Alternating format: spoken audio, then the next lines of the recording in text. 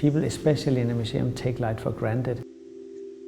What I'm trying to show is, to some extent at least, that our surroundings are, to a greater extent than we think, constructed.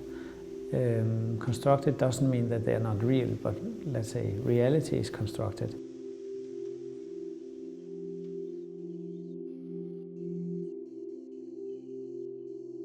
When you walk through the tunnel, I take people through these different light conditions. So there's a certain part of the tunnel which has almost no light.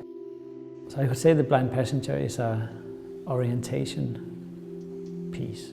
I have essentially worked on what it feels like to sort of lose your traditional ways of orienting yourself.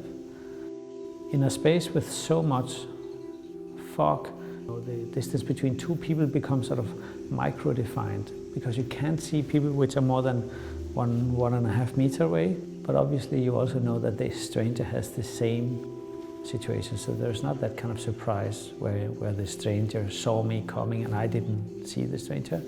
So there is a nice contract that we are sort of in the same boat, and we have to kind of renegotiate the social contract based on these conditions. You sharpen your ears, you sharpen your kind of expectations about, do I meet somebody, am I not likely to meet somebody? So the presence of other people in the piece plays a central role for your experience of the piece as well. I think, well, generally I think collectivity plays an important role in my work, and the Weather Project clearly had a significant somehow relationship with the sort of collective experience.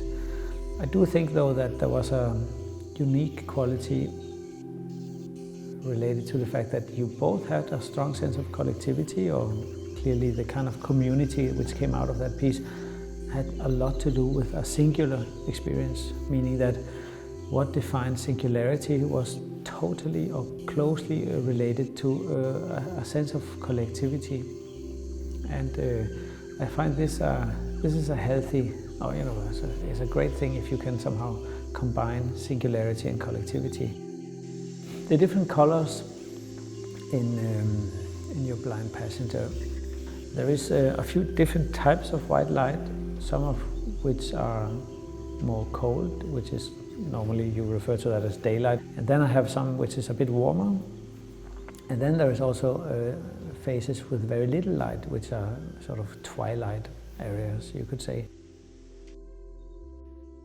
When you don't see the space based on, let's say, the lines, the perpendicular, then the horizontal lines, which defines the space, the way the wall meets the floor and the wall and so on. It challenges your way of creating maps. I think we are quite capable of, when engaging in art, to make our own judgments for what do we define as reality.